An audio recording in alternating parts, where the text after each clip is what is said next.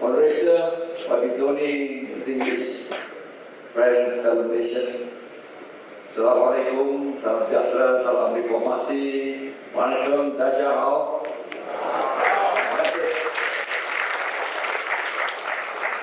Just a few things to add. Is Pakatan Rakyat sustainable? I am not just an optimist, I am a relentless optimist. And there is no option to us. We have just got to do it.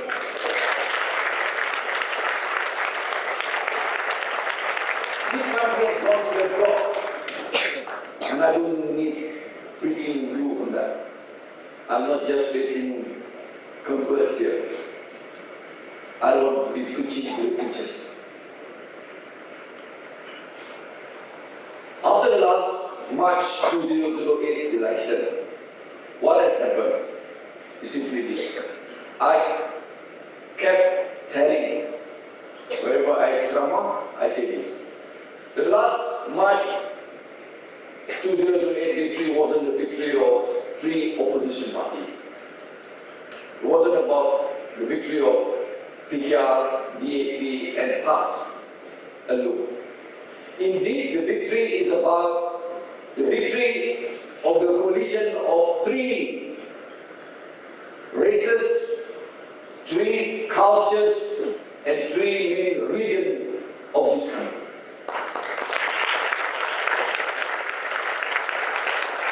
And this is the new emerging politics coming in. We have come a long way in a short while. And with this in place, I must say that this Pakatan Rakyat, which is a post-coalition phenomenon by the way, we were all on our own before the election. And why I say Pakatan Rakyat is going to be sustainable is because of the Rakyat. Yes. It's because of the expectation and hope and vision of you that we are going to make our Pakatan Rakyat sustainable.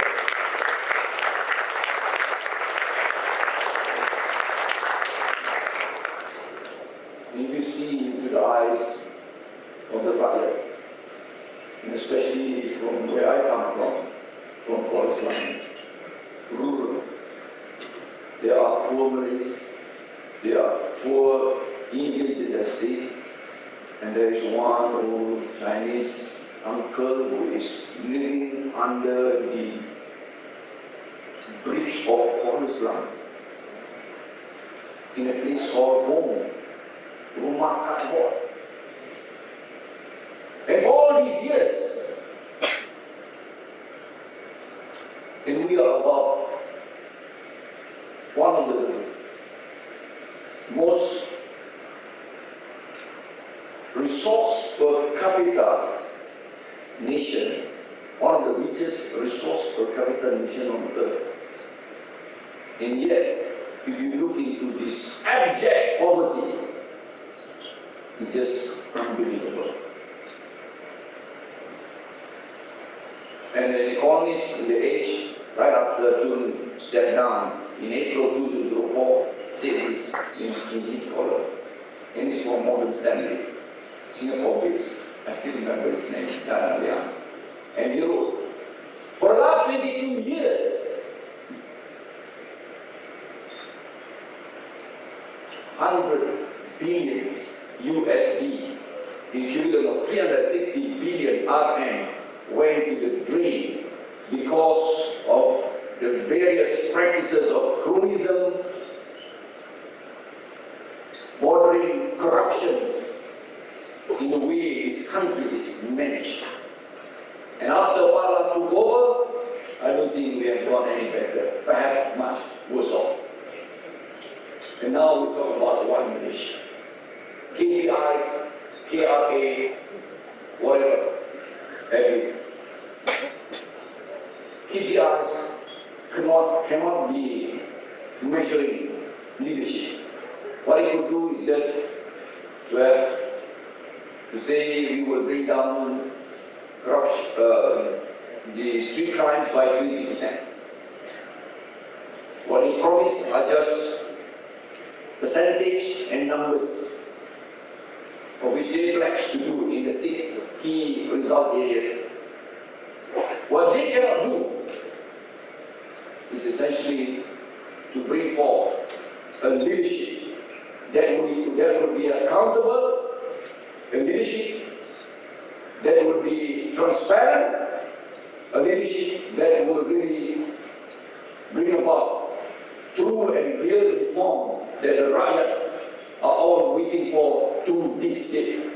And because of that, Pakatan has got to be sustainable.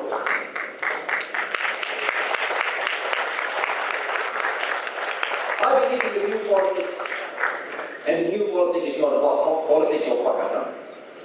The new politics is about the people empowering themselves.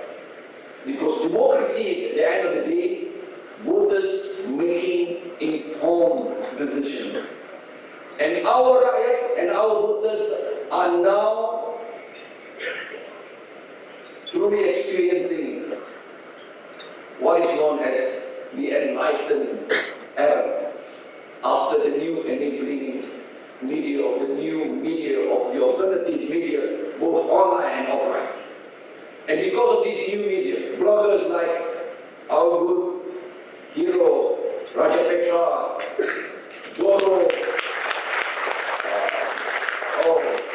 the whole range of Rocky Bruce, not the least our brother YB Tony, they are now enabling, and they are now truly enlightening the Rakyat.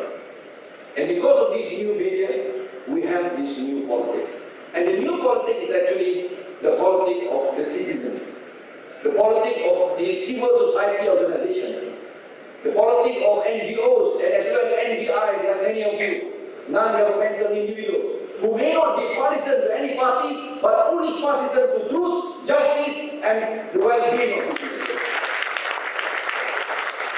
And because of that, we are now seeing a new emergence of a new politics. And that politics is about finally putting in place what is known as the two-party or the two-coalition politics of the new Malaysia. And because of that, you will have always a choice. And for that reason, Pakatan Rakyat couldn't as well be power corrupts. And absolute power corrupt absolutely. We will see a new politics where the Rakyat will have a choice. For all these 50 over years, they have been given it, they have been giving it to Barisan Nasional. For now, sorry, you have overstayed your welcome.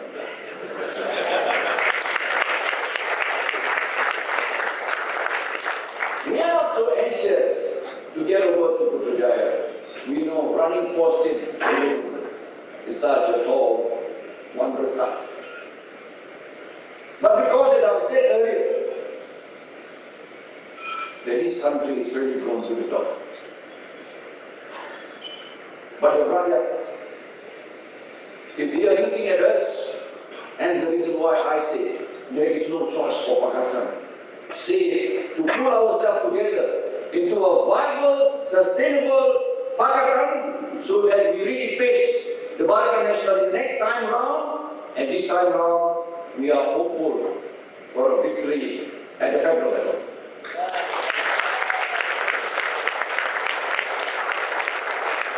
You must understand where Kuala is coming from. Once upon a time, we were rather comfortable in the Malay Belt, in the east coast of Pakatan and Terengganu, in the northern state of Kedah and Perlis. Right now, we have positioned ourselves in the center stage of national politics.